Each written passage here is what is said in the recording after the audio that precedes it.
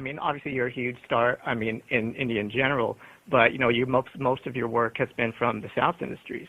Is there any sort of, does it bother you somewhat when people use the term Bollywood to use all of it? Because, like, you and I both know.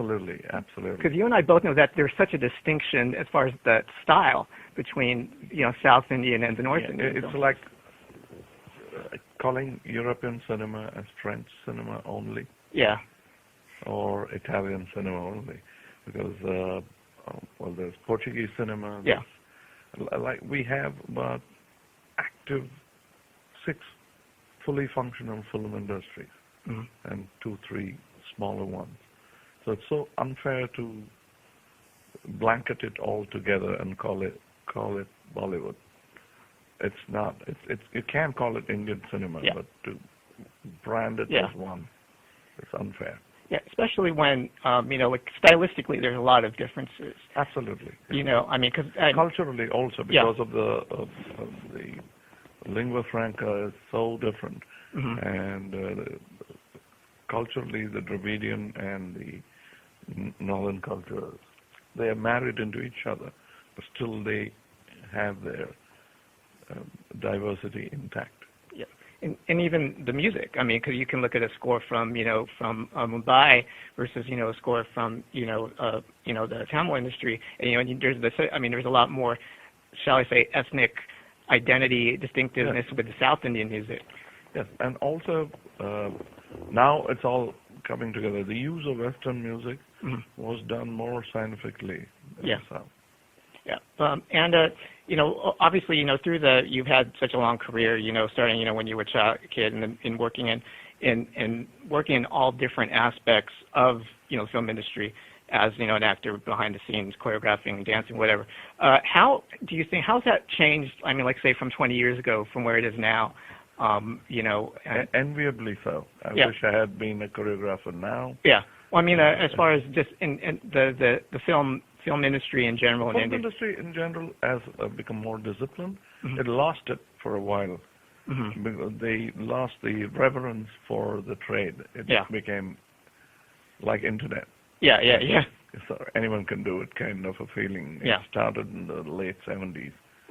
And it's only in the 90s that we realized that it has to go back to the basic discipline. And it started a new set of actors, directors, and the script was respected.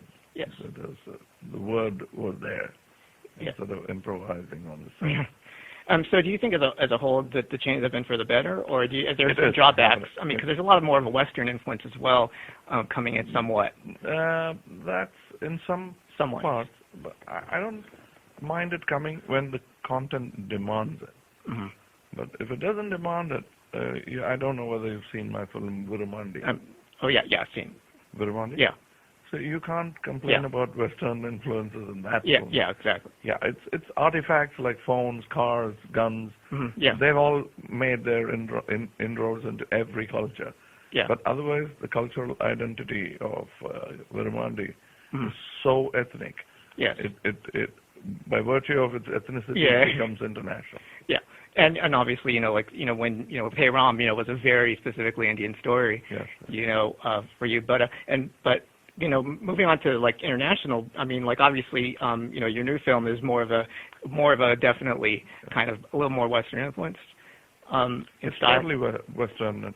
This story terrain is U.S. and Afghanistan. And then for because it's like an action type thriller. Yes, and it has connection to India, Afghanistan, Pakistan, and U.S.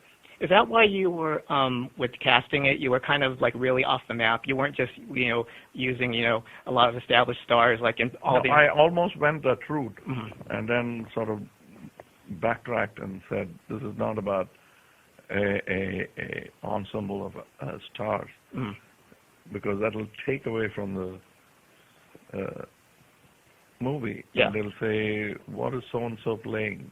Yeah. Instead of asking the character's name and saying that, who was Nirupama? Yeah. Who played Nirupama?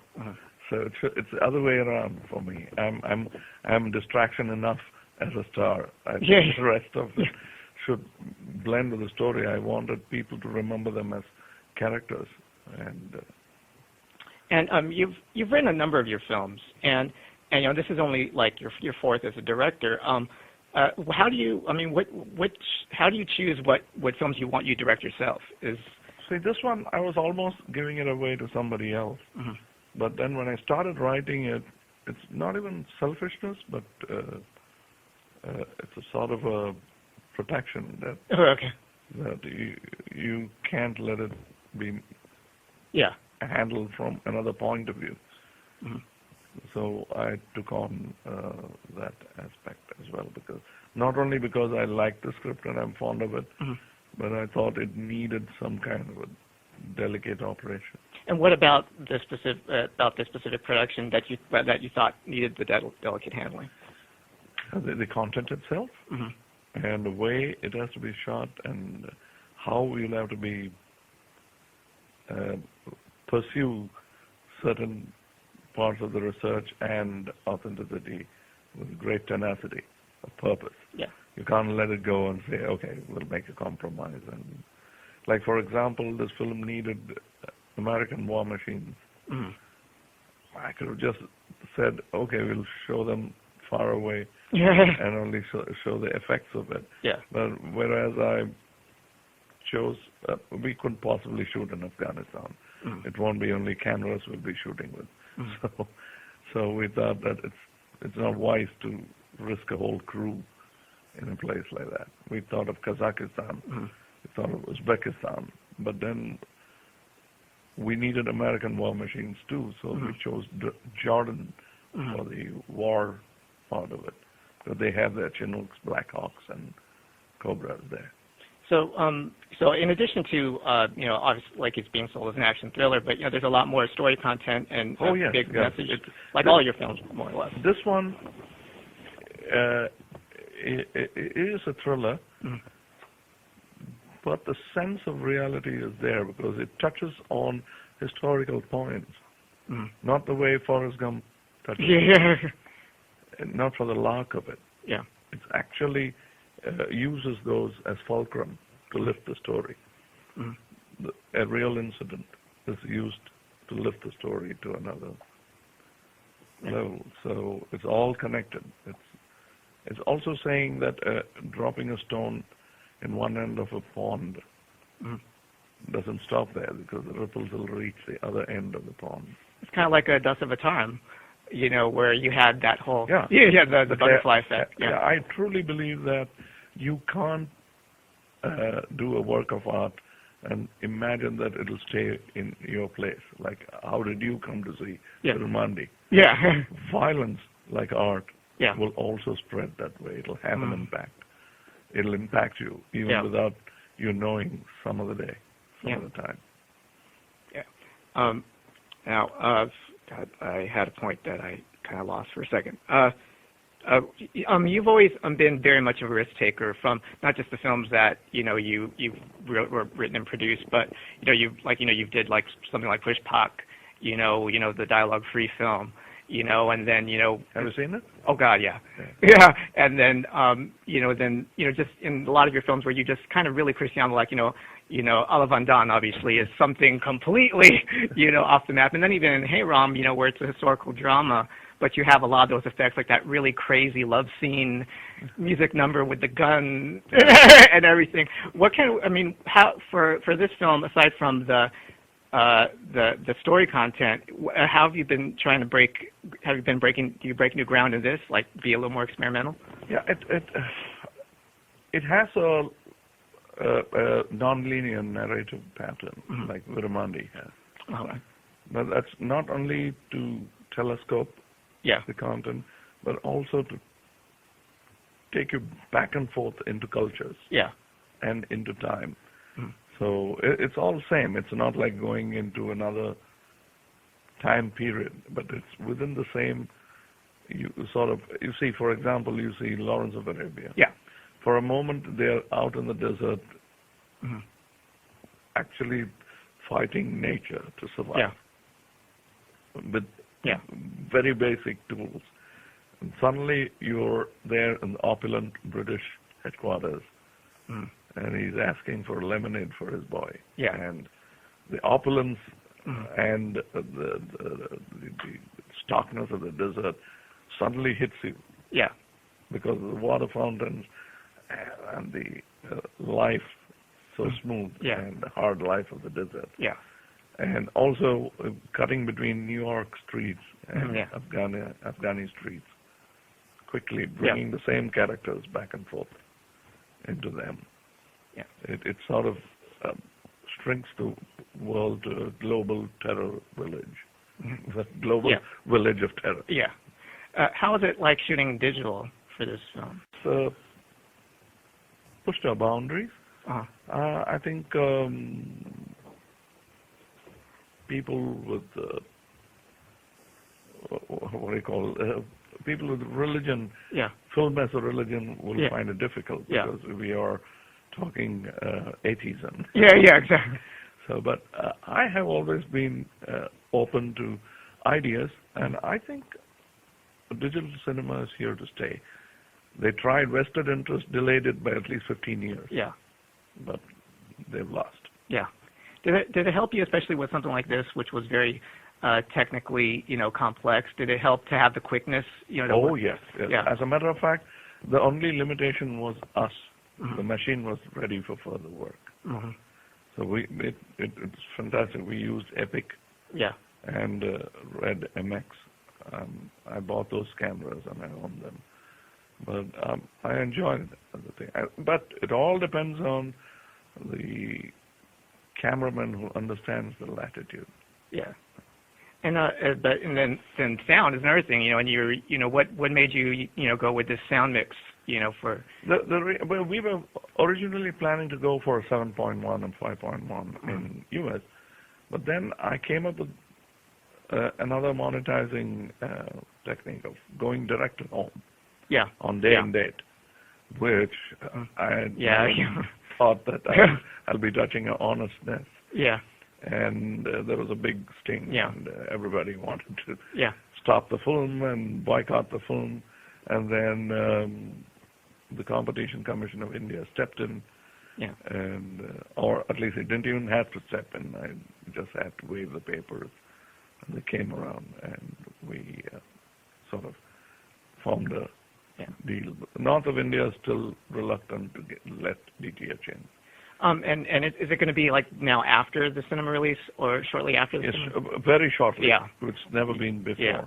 But originally it was a premiere. Yeah, I remember. It was like the one-time only show for the day before. Well, that would have been fantastic. I think it's still a great idea.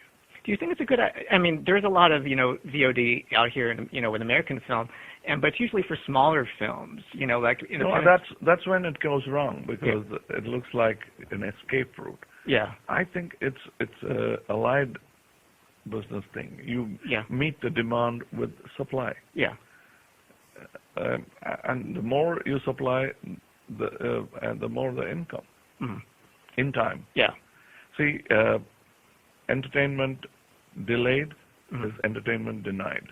Yeah, like justice. Yeah, and I mean it gives people an option. I mean, people who want to see this movie on a huge screen with the great sound will go. Absolutely. Yeah, yeah. It's like people owning small small postcard size Mona Lisa.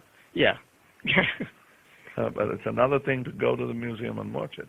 People travel miles to do that. Yeah. And the copies get bigger and bigger and bigger and more effective. But that's what will happen. I mean, soon people watch films in this, full films. Yeah. And on day and date. Yeah. I mean, I think it's already happening, to be honest. No, I'm talking about monetizing it. Yeah. I mean, sort of letting a torrent or somebody take over. Yeah. You just go to the audience and give it to them. I mean, they can come and it's like how people feared the writers feared libraries. Yeah, yeah. Because they thought it'll take away their sales. Yeah. It didn't. And ebooks right now. Yeah. Yeah. Even ebooks, they're scared. Yeah. And they're putting it up for free, some of them. Yeah. Will you direct? I mean, will you direct a film that you don't, star in? I mean, are you look? I mean, have you felt the need to? Yes, I have produced, Yeah. but not yet directed. I'd love to. Yeah. But the money that Kamal Haasan brings in Yeah, is exactly. too much of a lure. Yeah. It gives me the comfort of finance when I cast Kamal Haasan. Yeah. And also freedom to do a Because lot of. The star becomes a financial for me. Yeah. But what do you think of this whole trend that's been going on with certain Indian filmmakers making films that were designed to cross over to audiences, like, kind of making a lot of these films that are, kind of, thinking of not just the Indian audience, but trying to make like across, like, you had stuff in recent years like Kites and My Name is Khan, where there was obviously kind of this mentality of trying to make it, designed for. I think there's nothing wrong with that, but it shouldn't become a monotonous habit of just hitting the market and nothing, not the minds of the audience. This film automatically becomes an international film by virtue of. I'm sorry to give it fun, but you do like a little rap thing. Okay. So I think the content itself took it to the international platform. So it has to be like organic to the story you're trying to tell. Otherwise, it looks like this was not designed for it. Yeah. I wanted to shoot in this terrain. I wanted to connect the world and say that we're living in a very small world. I mean, one misdeed will affect the other nation. Yeah. Any chance that we will see you on camera with your daughter? I mean, she's obviously done the music for one of your films. Maybe I've got a subject, but we'll have to see because it's again a controversial area, and I don't want to get her involved in it. It's a brilliant subject about Naxalism in India. And again, it's organic to the story, right? Like kind of. But I just want to say that now that Sridevi's back, I would love to see you and Sridevi do another film together. I told her that. She wanted me to do a guest appearance, a friendly appearance, and English. But I refused. I said, no, I'm not going to come in a cameo. We're going to do a film together. You have to make it count. Make it count, Yeah. But thank you for this. This is, a huge thing. And Maradona Yagam, will we finish that? Yeah, I need more funds. I will. Yeah, and I mean, that's truly international because it's in French, Tamil, and English. And you shot a bit of it over. I mean, yes. And I mean, because that when I first heard about it, I was like, when's this going to happen? What's going to happen? And you always hear some stuff here and there. But it's a brilliant concept. It's true. It's historical. And still working on it. Yeah. And are you doing a Hollywood project? With Barry Osborne, we're thinking of. Yeah. So now everybody will know you're the universal hero.